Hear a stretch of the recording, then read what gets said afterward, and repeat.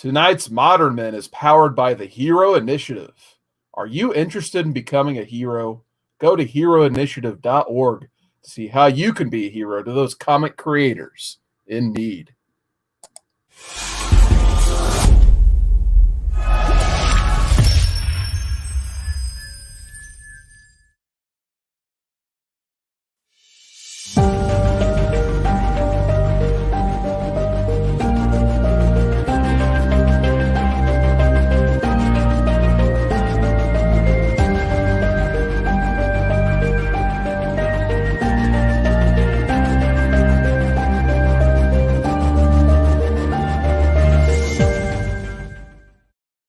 Hey, how's it going, guys? Welcome back to Modern Men. We're up to episode 65, and that's right, we are live tonight. We're going to be reading the poll winner for last week, Marvels by Kurt Busiek and Alex Ross. But allow me to play the part of DruManchu here for a second, because his horse is sick, aka he's on vacation. Allow me to introduce my co-host, big time, bro, big time. We got ComicManAndy coming off a very successful giveaway. But congratulations, Andy. Like I was saying before the stream, like you had a lot of people over there. You got to be doing something right, man. How does it feel to have this awesome, successful giveaway behind you?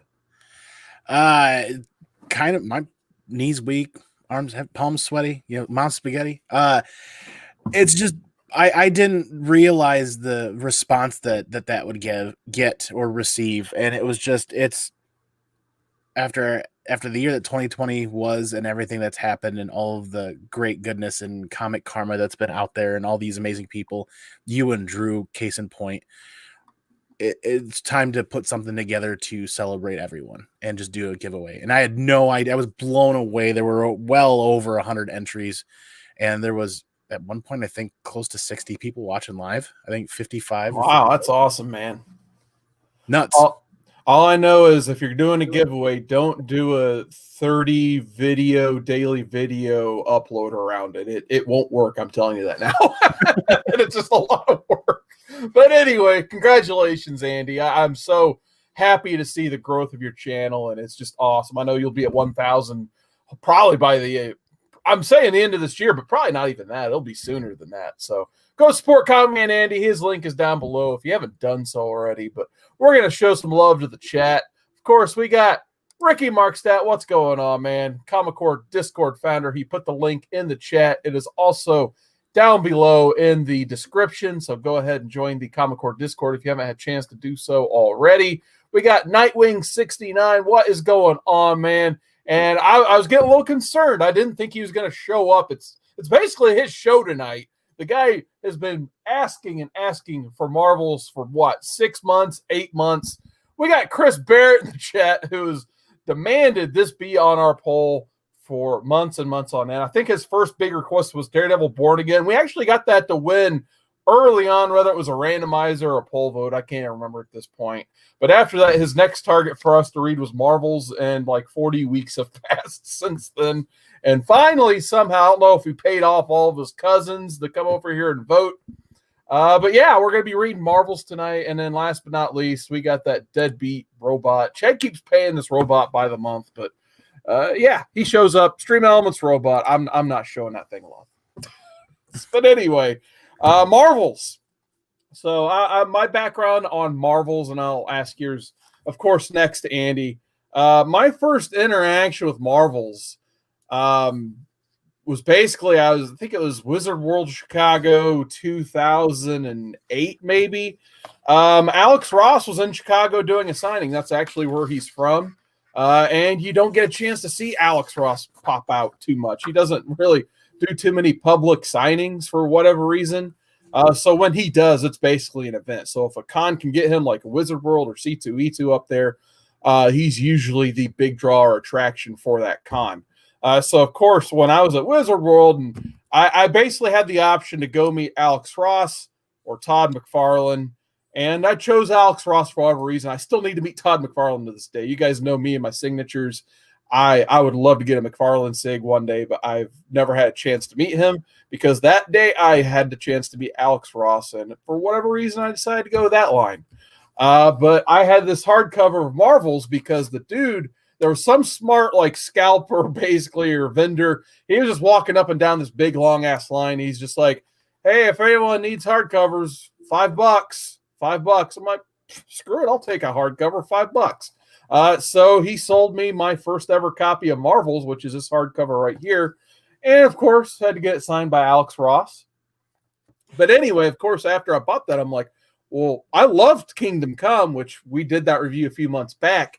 And you guys can go ahead and watch that in the playlist down below on the Rewind if you'd like. But, you know, I loved Kingdom Come. I was like, well, I got to read the Marvel version of Kingdom Come, right? And wow, was this quite the different story than Kingdom Come, obviously. Before I pitch it over to you, Andy, I will say hi to a few more people in the chat. We got Nerdy Couch. What's going on? Nerdy Couch saying, hey, guys. And then he's still on vacation, but he is not on vacation from the chat. We got DruManchu, baby. I don't have the bumper queued up on the Modern Men feed, so we'll save that for Fridays. And then Comics Miss Explain. He's not gone too soon tonight. What is going on, Jason? Nice to see you in the chat. Nightwing69 is asking Drew if he is still drunk from Friday. He probably is. But Andy, what was your first interaction with Marvels? Is this the first time you've got a chance to read it, or have you had a chance to check it out in the past? It's funny. This is my first read through, but it's not the first time I've seen the book. When it was on shelves, brand new, what, 94, 95, 96?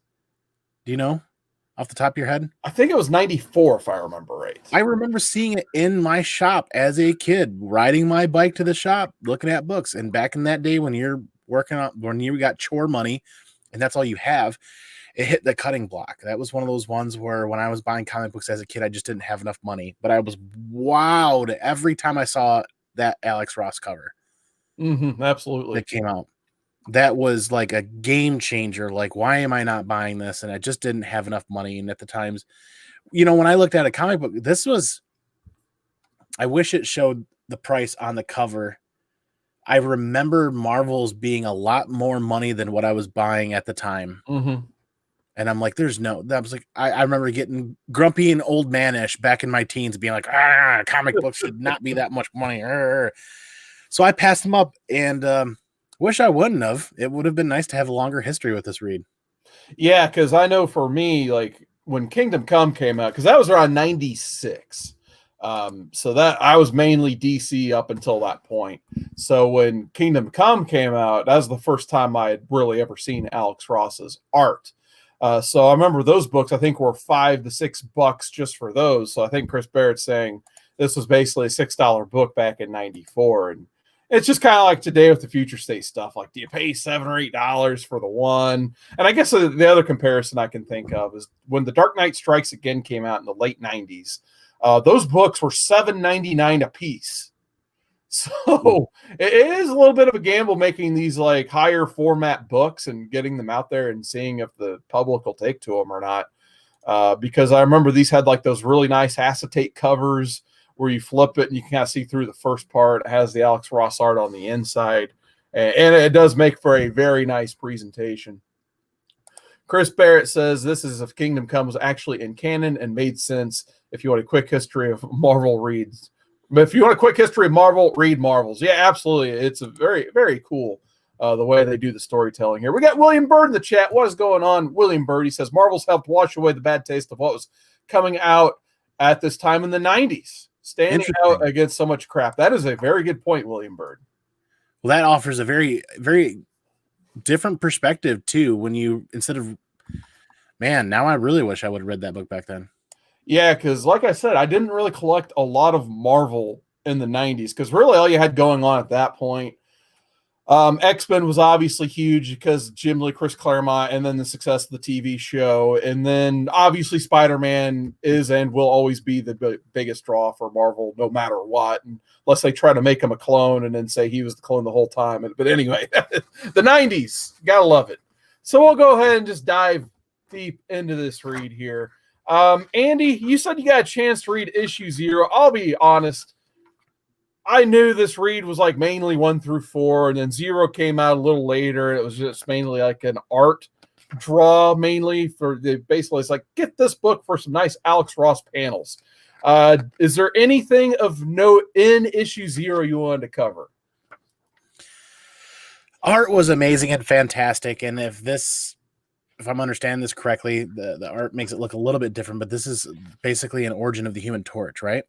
Yeah, pretty much. There's a lot of, I mean, the first page is probably the most striking in terms of an actual story, where it opens up with a quote from Mary Shelley's Frankenstein, comparing, the torch from the World War II era to Frankenstein's monster, basically. Mm-hmm. And you find out pretty quickly in issue 1, how the public's going to react to this guy, obviously. So there's a lot of comparisons between, making the Marvels, we'll call them, comparing them between man, monster, hero, what have you. There's obviously a lot of judgmental stuff going on here.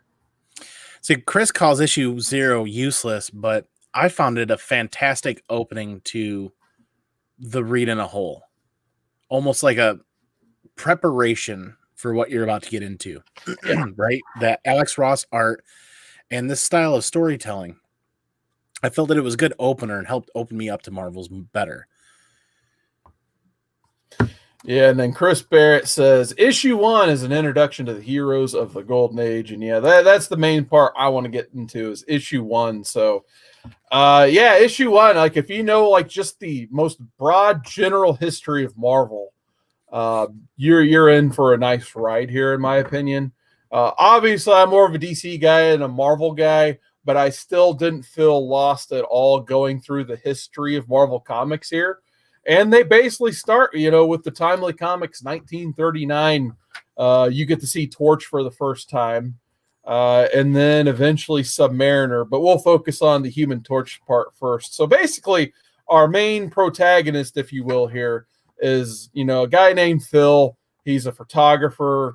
And you basically get to see the world of Marvel Comics through his eyes, pretty much from the start of the Golden Age for Marvel / Timely Comics, all the way up until issue 4, which is pretty much the end of the Silver Age at the very start of the Bronze Age. So the first issue pretty much takes you through the Golden Age of Marvel Comics here, and you just get to see him live in the late 30s. And I really enjoy the way Alex Ross draws these like late 30s, early 40s characters here.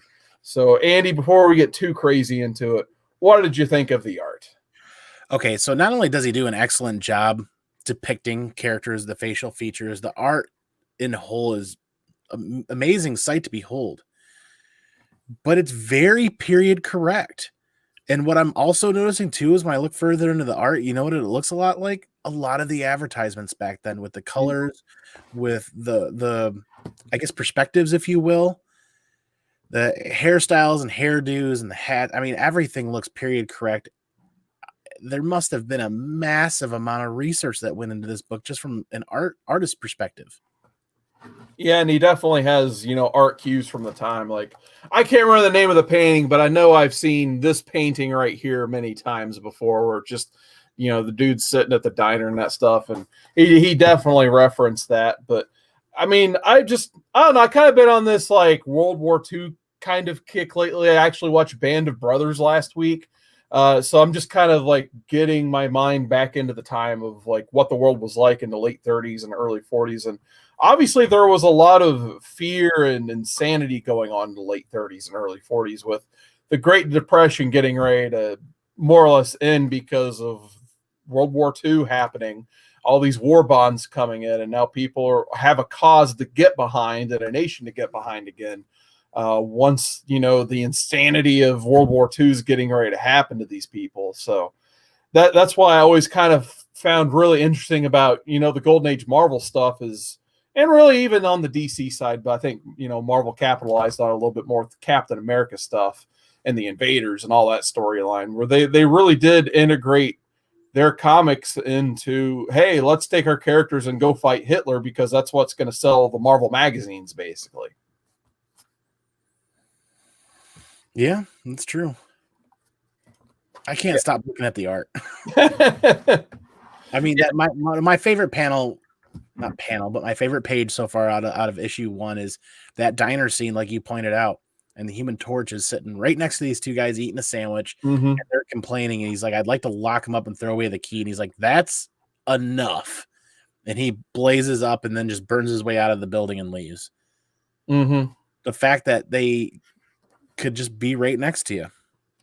Right. And yeah, a lot of this stuff in this book stems around a lot of, people really fear what they don't know or don't understand. And that seems to be a common theme going throughout this whole thing. And I think that's where our protagonist, Phil, really comes in. You see things from his perspective.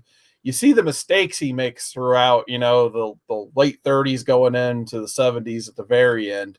And, one of the early mistakes he does is, he kind of does go along with, the public conception of, what is the torch. And then eventually this guy named Submariner hops in the scene, and, they're basically just made to fight each other over at Marvel. You have one guy who controls fire and one guy who controls water. So of course they're going to be made to fight. So what would it look like if they actually had a fight to the general public? Like, obviously, like, they wouldn't understand it. Like, even me reading this, I'm just like, why are they fighting?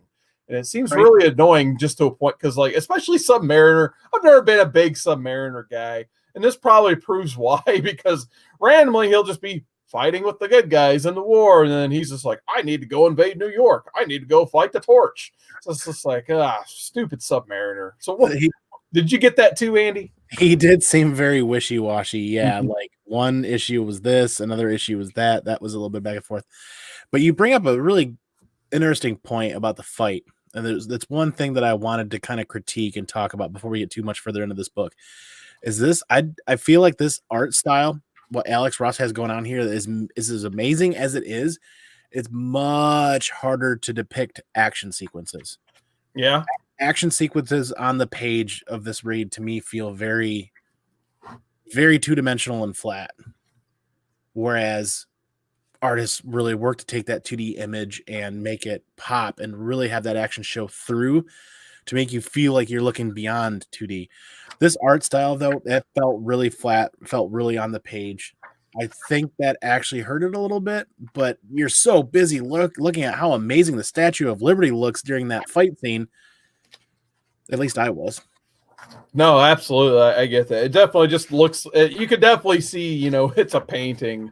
And it's just like, probably my one big critique about all this, and I realize they only have 4 issues to tell their story, is and it spans decades, is there is like a breakneck pace going here. Like, when I say, like, on one page you see the Torch and Submariner fighting each other, and then a few pages later, like, they're fighting each other again, and then another few pages later, all within the first issue, then you see they're fighting with Captain America in World War II all of a sudden, and now Torch is like a baby-faced good guy, and then you still don't trust Submariner, of course.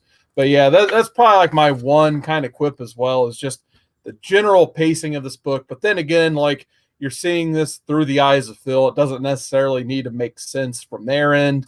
It just needs to make as much sense as possible through us absorbing this content and not necessarily being able to understand. Because once again, that theme comes back in.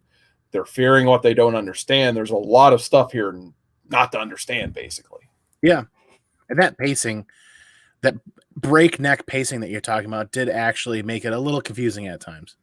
Yeah, absolutely. Before I kind of get into Phil's personal life here, I do want to get into the chat. DruManchu makes the good point. The timeline follows the publication timeline. Okay. So, yeah, definitely, like, when the Golden Age stuff was coming out, that's why you see the usage of Torch, Submariner, Cap, and the Invaders in issue 1. Once you get into Silver Age issue 2, that's when you get just all those 60s Marvel characters thrown at you. So, good point, Drew, of course.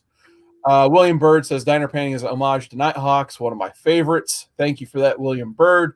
Yeah, Edward Hopper. I knew I heard that somewhere. I just had that on the tip of my tongue. We got Perry Comics. What is going on, man? Perry Comics hanging out in the chat, as well as Captain Comics, Hoy, Mates, and Mermaids. Chris Barrett says, if you like this, I recommend Marvel's Project by Ed Brubaker, Steve Epting. It is more plus. So, that's a great team right there, of course.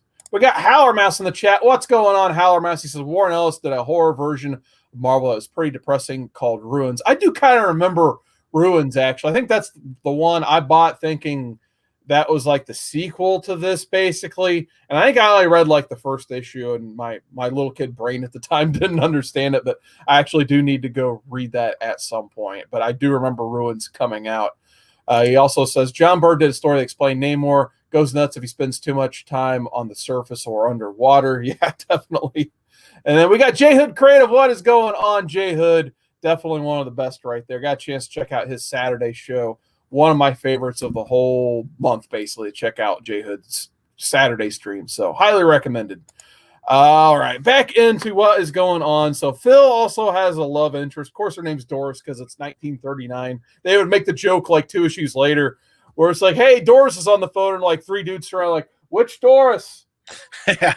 I did get a kick out of that. So this is kind of where you get into the character of Phil a little bit, where you see his and Doris's relationship kind of evolve and sometimes even devolve around what is going on in the world of Marvel, basically. And right now there's so much crap going on in the world between the Depression, World War II, and these unknown entities that he feels like he doesn't feel comfortable raising a family in that climate. So like, who could blame the guy? Because I know a lot of people nowadays with the coronavirus, the pandemic, and all the other insanity going on, there's a lot of people who are uncomfortable raising a family now. So who knows what they're going through in 1940, which I could only imagine how much worse it was back then. So he kind of like has this great relationship, but he puts a stop to it because he feels like he needs to focus more on his work because there's so much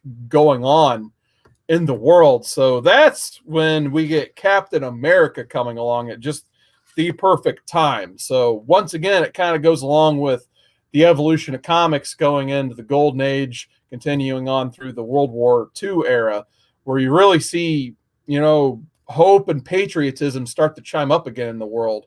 Just like, World War II, let's all get behind our boys overseas going to fight, Japan and Germany. Whereas you have Captain America being introduced into the comics right around this time. And obviously that's what Marvel's going to sell you in 1940 is a Captain America comic and really be all about patriotism. So I think there's a lot of that mentality in the mood of Phil here, because all of a sudden, once he sees Captain America and they're going to the movies and seeing that news break before the movie starts of, all those guys fighting overseas and all this like larger than life stuff going on. He even points out that like when he was in the audience, he was cheering. So what was kind of your take on the introduction of Captain America and what he meant to the Golden Age here? Well, they spent a great deal of talking about it. It was a very big portion where shortly after Phil makes that comment, right? Where any man that can't protect his family doesn't deserve to have the family or be a family man. And then we roll into this time frame that you're referencing, and what was it? The Torch and Namor at the beginning are fighting the Nazis and the Japanese, I believe it is. And I'm just brought right back to that first Captain American movie. Yeah. The war bonds, everything that was going on. And it was kind of hard to follow. I got to be honest. It was kind of hard to follow. Like that breakneck pacing made it jumps from one thing to another. But they did spend a good deal on that portion, right? Like 4 pages, if I remember right. Yeah. So it stands out, but once again, I'm overpowered by the art, so to the point where it's like, and then I get lost to that breakneck pacing a bit. Yeah, and I think where it really suffers is the scene coming up. But the one other thing I wanted to point out is when he does go to the movies, he sees Doris with another man there. And that's when he kind of realizes he did make a mistake. He's just like, I shouldn't have, gave her the cold shoulder, basically. So they get back together, basically. He apologizes up and down and says he wants to start over. But I think the breakneck pacing part really gets me here because you see, all these characters fighting overseas in World War II, and then a couple pages later, you see they're fighting in New York between Namor and Submariner again. Yeah. So that's when Phil he decides he needs to go do this job. He needs to do his, go report what's actually going on from his perspective. And in the fight, he gets hit by a brick right in his eye, and unfortunately, he loses sight in his eye for the rest of the story. Mm-hmm. And at this point, if as a reader, if we haven't realized this is as much of a story about Phil and his family Mm-hmm. as it is about Marvel's, about the characters, about the superheroes. I think that was a main focal point without drowning you in somebody as drab as a photographer. You know what I mean? Yeah. And in his life over the course of 30, 40 years. Yeah, so he finally decides to muster up the courage to, take the job in Europe and basically be a war correspondent. So that way he can kind of show what's going on with the invaders. And once again, the breakneck pacing, the final splash panel. It's a beautiful final 2-page splash panel you get going here. But hey, look, we have the 2 Human Torches now, and then you have Submariner back. So once again, that wishy-washy Submariner. Yes, and this is the panel you're talking about. Right there at the Yep, end, right? that's it. That was fantastic. Yeah. That's probably like probably the best action panel in the whole comic right there. Just the invaders descending on, what looks to be like a Hydra / Nazi stronghold there. So really awesome stuff. I really like Bucky with the Tommy gun too. Yeah, absolutely. For the ride, so to speak. So that was the wrap up of issue number 1. Before we keep going, let's hop in the chat once again. Jed says, I think Ruins fooled you with that acetate cover. Yeah, it sure did. Absolutely 100%. Had the same cover style as Marvel's did. So that's why I thought it was a sequel to Marvel's back in the day. J Hood says, I read Marvel's when it came out, but I recall the first issue to kind of be the toughest to get through, probably because I wasn't into the characters until the Silver Age. Yeah, I kind of feel like most of us were in the same boat, actually. But I feel like the story from Phil's perspective was the strongest in issue 1 compared to going forward, where all of a sudden it just seems to be an info dump of Silver Age stories from here on out. Whereas at least the Golden Age, with the exception of the Torch and Submariner battles being kind of just thrown in there, I feel like Phil's story and his kind of origin, I guess, was pretty strong stuff there. Chris Barrett says you also have to remember Captain America went missing before the war in Europe ended. The government knew that without Cap, morale at home would drop, and he says they replaced him. Yeah, it's a good point as well. Is that why they jumped to the Human Torch, Namor fighting the Axis powers? Was that why there was that kind of like breakneck jump to that? Or did I suppose so, but that's I don't think that's the Phil and Cap because Bucky's still alive. Okay. So that's got to be our actual Cap on that last page of issue number 1.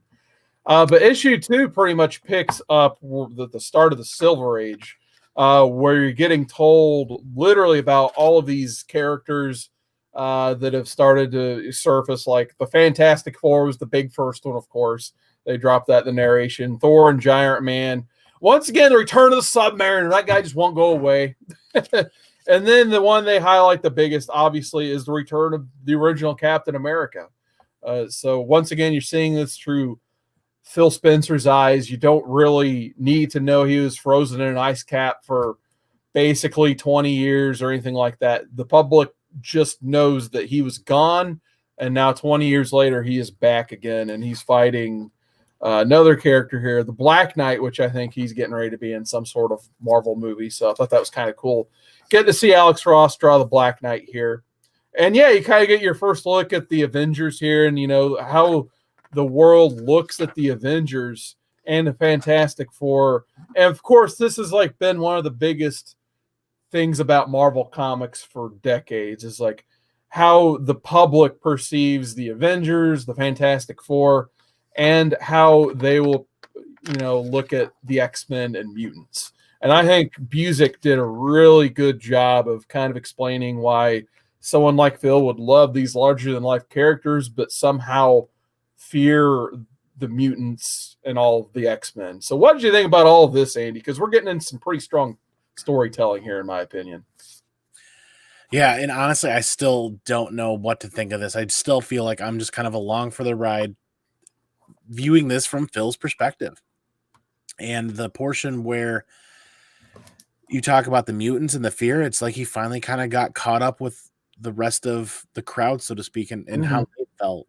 Whereas beforehand, it wasn't quite the same knee-jerk reaction, which was interesting on how things were this different 20 years later versus Human Torch, Namor, and Captain America and everybody.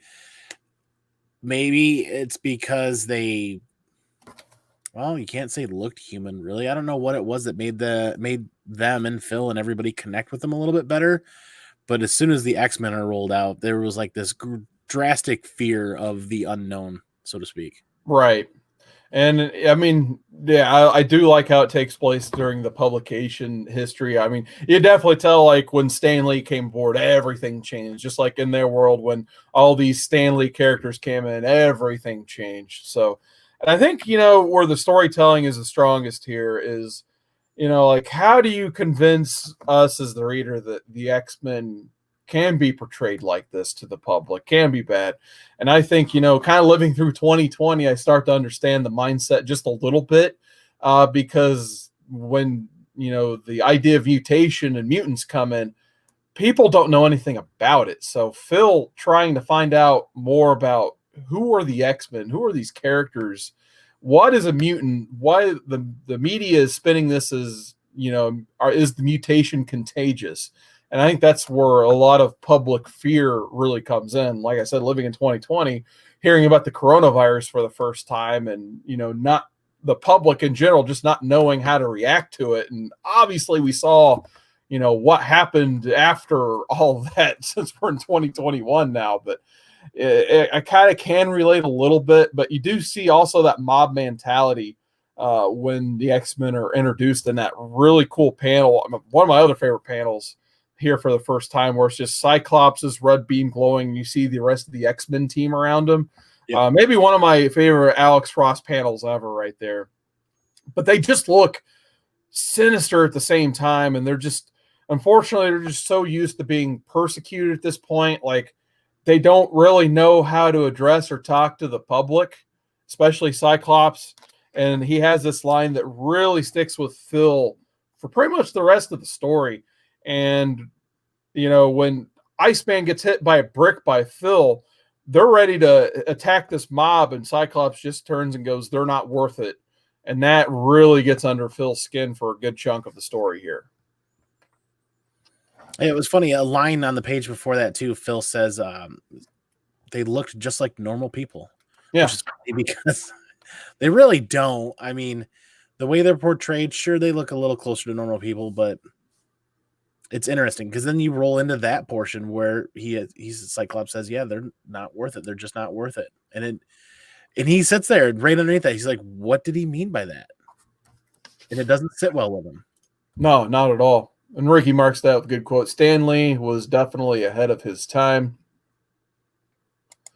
All right, so we'll go ahead and get back into the story here. So you kind of see that Phil has now he finally decided to have a family. He's got 2 daughters now, which really is the soul of the book, seeing, him and having to explain, what's going on in the world to his 2 daughters and that stuff. And you kind of see him interact with society, and you see Tony Stark, you see Fantastic Four, and the Alicia Masters art exhibit. Basically, you get to see what these heroes really mean to the rest of New York and the Marvel universe, basically.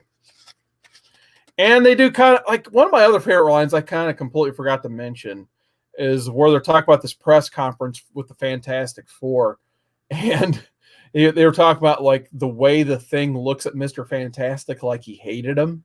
Yeah. I thought that was a really interesting line because, I mean, it was definitely true once they got back from space for that first time. And really, still, I mean, from time to time, the Thing is not a happy camper. Like he's come to embrace who he is and who his powers are. The point where sometimes he'll lose his powers, but then he'll take them back. But yeah, especially at that time, like one of the big driving forces of that book was just the relationship between those 2 best friends, and his one best friend gave him these rock powers when the rest of his family came back relatively normal looking. So I think that has a lot to do with, the mutant stuff later down the line, especially like how they look at the Thing and how they look at the X-Men, basically. Like, why would they love the Thing but not like the X-Men just based on perception?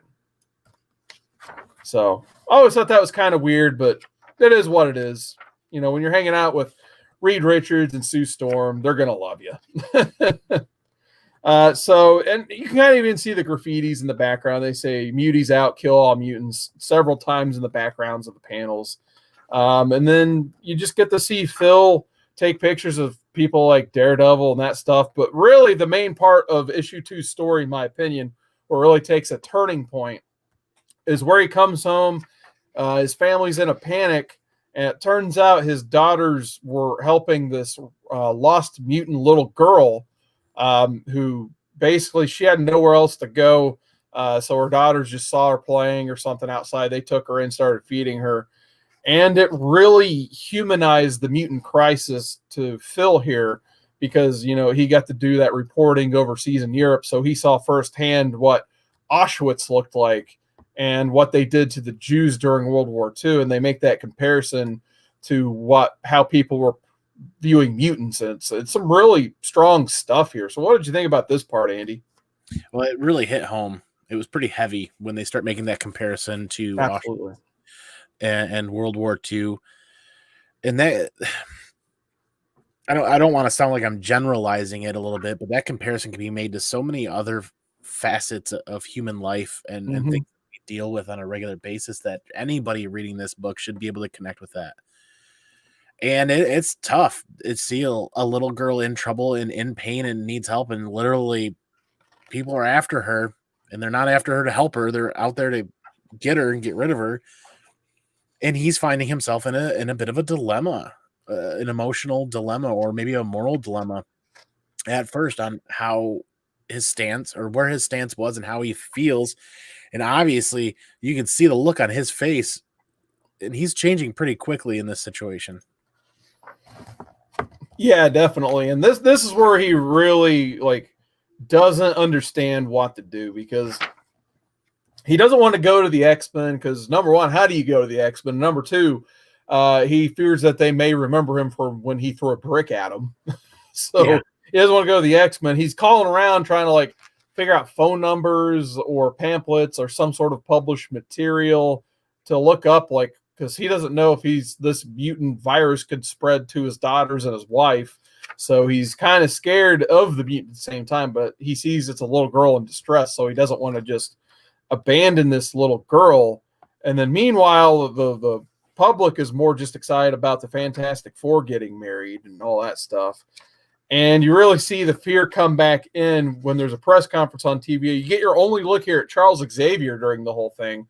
And, he's having a debate on TV with the guy who's making the Sentinels. And, of course, you just immediately see the Sentinels go wrong. And that's when it's like, oh, crap, I need to go home because these Sentinels are going to find that little girl and they're going to destroy my family and my house, and nothing will ever be the same.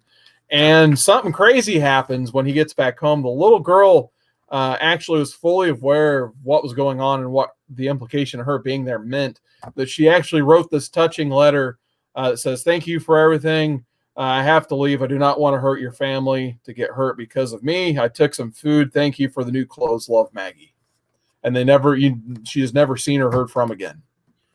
And an interesting point to make too during this, not necessarily a scene, but when this portion of the story plays out, is people are rioting.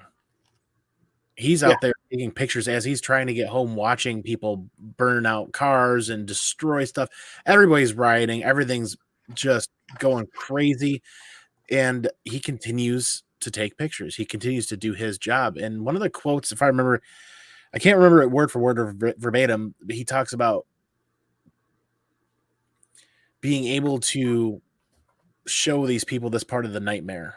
I think it was essentially what he was driving at, was people don't want to remember it, but they're going to be able to remember it because he's taking pictures of this situation. It's either this portion or a portion later in the story that he talks about, but I think it was this one. And then he gets home and all of a sudden there's this letter, and all of a sudden his crisis or his situation is over at face value, but it's not over within himself. Absolutely not. Yeah, you have to see him do one of the hardest things to do as a father, and that's pretty much he has to tell his daughter that he doesn't know if everything's going to be all right. And that's when his daughter's just like, is Maggie going to be all right? And he's just like, I don't know. I don't have an answer to that, unfortunately. So that's where issue 2 ends. with, a very trying last couple panels there. So before we get into issue number 3, let's hop into the chat here. We got Nerdy Couch still hanging out in the chat. He says, COVID should give us superpowers, at least something good would come from it. DruManchu, he's talking about Inhuman Terrigen, COVID mist. Yeah. Jeff Schultz, what's going on, man? Jeff Schultz is in the chat. He says, COVID magically makes my clothes shrink. I know the feeling, buddy. Trust me. And then Chris Brett says, in the epilogue, Phil and his family's relationship with the X-Men is revisited. That's interesting. So I'm going to have to look up these epilogues that I think came out last year. And we just had hop in the chat. Downright Nerdy Podcast. What is going on, man? He says, evening, fellas. Hope everyone is having a good Monday. Hadn't quite popped up on the StreamYard side yet, but we'll get him once he gets in there. But issue 3, from the cover, this is going to get real interesting because you see Silver Surfer with the Human Torch reflected into his chest there. So maybe my choice for favorite cover there. But you kind of know what's going to happen here is there's going to be a certain giant intergalactic character showing up named Galactus. And you see a lot of, Judgment Day is Among Us themes. There's a dude who's just going to rallies and talking about the end of the world. There's like weird things happening in the environments, like there's like random floods and stuff. Meanwhile, like there's so much going on intergalactically with there's like the Kree-Skrull war going on, so the Avengers aren't there. And it just shows how good the storytelling was around this time in 60s Marvel with Stan Lee at the helm. Because, they had to take the Avengers off of Earth. So this was going to be that Fantastic Four story of them having to deal with Silver Surfer and then right after him, Galactus. When you see the skies just catch on fire, Silver Surfer shows up. And if you've read that Silver Age Fantastic Four, you kind of already know how the story's going to go down. But just seeing Galactus through Phil's eyes is another great splash panel, of course. And then just the Fantastic Four having to deal with all this and seeing that public reaction without getting the story of what the Fantastic Four are doing, seeing any of the dialogue they're having to do by trying to get the Silver Surfer on that side. Who or what is Galactus? None of this if you're only reading Marvels. You're just seeing it through Phil's eye and going from there. And it's some cool stuff. So what did you think about Galactus showing up? I didn't even think about that when we saw Silver Surfer on the cover. It didn't even dawn on me. And now, mind you, this is issue 3 out of, you got 0, which was a short issue. It was 3 out of 4. So we're halfway through issue 3 when Galactus shows up. And I feel like that's when the pacing got better for me. They actually slowed down a little bit more when Galactus showed up, I feel like, and spent a little bit more time with the fights and with what was happening. And I feel like that's when I really got interested in this series. When this whole Marvel series, everything that I'm reading, I'm like, okay, where's the hook for me?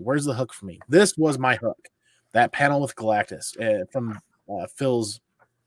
from Phil's view, finding out more of what's going on. And this was probably my favorite part of the whole series. Was this probably 10 to 15 page chunk of this battle with Galactus here. Yeah, and then I really like how, since Phil's our main character, you get to see the public perspective of this. Eventually, it's just shock and fear, but just seeing him have to, walk home to his family because obviously the trains have stopped because of a public emergency. There's been car wrecks and stuff, so he can't get through the tunnel, so he literally can't get to his family, so he just has to hot-foot it, basically, and you kind of see on one panel, the Fantastic Four will be doing their thing, and then another will be Phil just walking, and he finally gets a chance to run up to his doorstep and embrace his family when, it's reported on the news that Reed uses the ultimate nullifier to scare away Galactus, basically. And that kind of creates this theme, though, going into the next issue that's pretty big. It's just okay, so now these superheroes, they'll always be here to save us, no matter what. Because I think even down the line later, he's just not worried because the Marvels are here. They're here to save us. They're doing the right thing. And then you kind of just, it does take a little bit of a dark turn at the end where he talks about the media, how they're still kind of wanting to vilify some of these heroes. And he's just like, you people, what do you need? The world to actually end? And that's when he's kind of starting to rethink, how is he going to publish his photos and tell his story. And then on top of issue 4, which you do see that telling cover of, Green Goblin and Gwen Stacy, which if you're a seasoned Marvel reader, you already know that's not going to end very well. But it starts off with Phil finally getting a chance to publish his book. So, yeah, once again, like another thing they kind of alluded to was just, media perception, and is that perception always the truth or not? Right. We see Phil change quite a bit throughout this story. We don't see the media change much. Yeah, that's a good point. Yeah, so Phil, you really see his swing in perspective from when he first encountered, X-Men and was fearful of them, and now he's encountering like Galactus and the Fantastic Four, and he's just like, oh, they got this. They got this. I trust them now. So it is interesting to see that, especially, like I said, going into this issue 4. So got a couple more comments coming in the chat. We'll go ahead and get the J-Hoods here. He says, Ross April of Coming Galactus has forever tainted every other version, including what we could see in a movie or even Kirby's original presentation. It's so masterful. It's what it would really look like, in my opinion. And then Chris Barrett says Marvel's is a unique story because they did a sequel to 2010 called Marvel's Eye of the Camera, and they're still doing one-shots under the Marvel Snapshot titles. So interesting. I'll definitely have to look up a little bit more on Marvel. I didn't realize they were still doing this many spinoffs, basically. All right, so he gets his book published, and you see, he has a nice little line of people, and his publisher saying it's a big hit, of course. But the other kind of main thing is you kind of get to see Jonah Jameson a little bit more here since he's working for the Bugle now. I think Peter Parker, either if he hasn't popped in yet, he popped in earlier. He's just like, yeah, here's some photos to make that Spider-Man guy look really bad. He gets the stink eye from Phil. Because of that, you get to see them stand next to each other for a second. But yeah, you get to see Jonah Jameson here. And he just does not like Jonah, of course. Like, who would like working with this guy? And the one thing kind of that Phil sets out to do, he's just like, well, Spider-Man has been blamed for the death of Captain Stacy, so I'm going to do my part and see if I can help him get off the hook, or at least get the truth to this story, because that's what we should be doing as reporters, and, media is trying to get to the truth.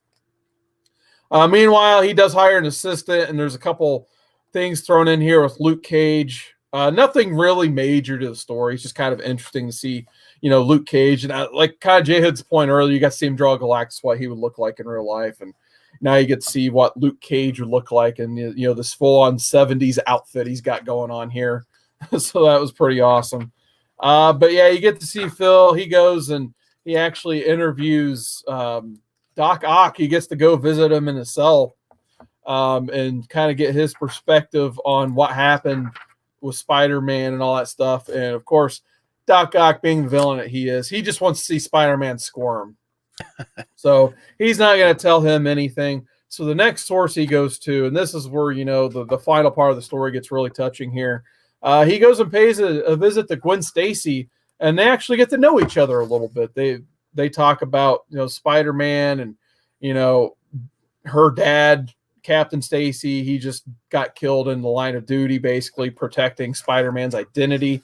Of course, I don't think Gwen knew too much of this, or she wasn't telling, obviously. But you really get to see these two characters get to know each other. Once again, there's Namor. He's doing something. This story I'm not super familiar with. Namor just showing up in New York and bringing fun things with him and not attacking. I'm sure there's a whole story there that I should know, but I don't. Well, yeah, apparently he was trying to rescue one of his not civilians, right, but one of his constituents or whatever from his realm that was being held by the UN of all places, I think is what they said. Yeah, like I said, I'm sure someone in the chat or in the comments will drop the story I'm supposed to be thinking of, but the main thing here is seeing the story through not only Phil, but Gwen Stacy. She sees beauty in this situation where most people throughout Marvels have seen fear and not understanding. Gwen is so trusting of superheroes because, Spider-Man's integrated so deeply into her life that, anytime she's in distress, here comes Spidey. save the day. So when something like this happens, and obviously she also lived through the crisis of Galactus, she just feels like she's in a nice, beautiful snow globe. Mm-hmm. So you get to see, you know, I feel like Alex Ross just really enjoys drawing Gwen Stacy. I would agree with that wholeheartedly, actually, here. Yeah, so I think that's why you get a lot of Gwen. But upon one of their their final meeting is where he goes up to pay a visit to Gwen, you know, to keep, you know, getting her side of things here. And he actually shows up when Green Goblin kidnaps Gwen Stacy, and he has a taxi cab follow, you know, the whole way to the bridge scene, and you get to see Spider-Man, and he's just like, okay, good, Spider-Man's here. He's going to save the innocents. He's going to save the day. And then all of a sudden, you know, the whole incident happens where Gwen is falling, Spider-Man webs her leg, and then snap. Yep. So, yep, unfortunately, the death of Gwen Stacy here, not only, like I said, basically back in the day, it signified basically the end of the Silver Age, going into the Bronze Age, and how the storytelling got darker in comics. But you see it through, once again, Phil's eyes about he was starting to really build a trust with these Marvels as well as the public, thus seeing it through Gwen's eyes for a few pages. And now she has been accidentally killed in a botched rescue, basically. And that just kind of ruins everything for Phil. He's not the same after this. You are right. So, yeah, go ahead, Andy. No, it's just interesting to see this play out, because I wasn't a player or a part of a lot of this portion of Marvel storytelling. And I recognize and realize what had taken place, but to see it from Phil's perspective was very interesting. Yeah, so you kind of get he's just like getting older, and he even alludes to that at the beginning of the issue, where that's why he hired an assistant. Like, he just can't get to these action scenes as fast anymore, and he's starting to fill his age, and this just kind of added on to it. And he's decided, like, you know what? It's time to retire. Once there's like another somewhere to run, he finally just gives his camera to his new assistant, and he's just like, I just want to take a picture with me, my wife, and this normal average kid who's just hanging out on the sidewalk delivering papers. And of course, it turns out to be Danny Ketch, Ghost Rider. And that's the end of book 4 and Marvels. So fun little ending with Danny Ketch. Even the normal appear marvelous, I guess, is the poignant part there. And you never know what to expect right around the corner. But yeah, that's how Marvels ended. So yeah, great read, in my opinion. It's been, what'd I say, like 15 years probably since I visited this read. And I'm glad we got a chance to visit it. So before we give some final thoughts, let's get into the chat one more time here. Chris Barrett says issue 4 is most poignant because it shows the toll it takes on the public when the hero does lose, mostly when Gwen died after being Phil's intern. Yeah, absolutely. But issue 4, and with the twist because the boy delivering newspapers, Danny Ketch, your research, Phil, trust and faith in the Marvels. So like I said, nice little kid on the side of the street, Danny Ketch. Kind of a fun little end. Bub's Comic says, is this the live drawing? Did I win? Hopefully you entered ComicManAndy's drawing. Don't know if you won or not because I was reading this. So my guess is probably not, but happy to see Bub's Comics hop in the chat of the No Faces chat. I'm sure he had a great show earlier, but once again, I'll have to watch it on the rewind because I was reading Marvels while that was on. We got the comic book of Steve. What's going on, man? He says that's definitely a great read. Bub says, how did you know? Maybe I did when drawing hadn't happened yet. Anyway, Andy, let's get into some final thoughts here. So, what were some of your final thoughts on this, and how do you rank this thing? Okay. My final thoughts are, I'm glad I did not read this when it first came out while I was quite the younger lad. I would have looked at this very differently than I do now. And I don't think I would have ever absorbed the value that this book has at my age back then in what I was really interested in reading. The Alex Ross art is phenomenal. One of the drawbacks, like I was saying, is that it's really difficult to convey action scenes and sequences with this art style. So that coupled with the breakneck pacing of the first two, I want to say the first 2.5 issues for me was like just breakneck.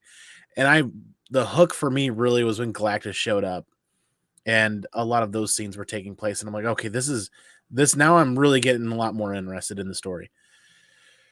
In the end, I find that this is a writing style that's not my favorite. Like Brubaker, there's a lot of great stuff out there, but this for me is a 30 seconds of sheer intense craziness and then hours of kind of drone. Kind of like Phil is a great character. It was awesome to see this stuff from his perspective. But in the end, like you said, if you tried to make this whole book just about Phil and didn't include the Marvels and didn't do a lot of the stuff they did, it would have been a really tough read. Yeah. You got a score, Andy? I'm going to go with an 8.5. Wow, okay. I didn't hate it by any means. I recognize its importance for kind of like being able to dive in and seeing things from a timeline perspective and being able to understand a lot of the major key points that happens within the Marvel universe. But in the same fashion, the writing style isn't quite my favorite. And, conveying those action scenes in this art style is really difficult as well. So I'm sticking with an 8.5. I think for me, I might go 9. I'd say 9.0. I really did enjoy this.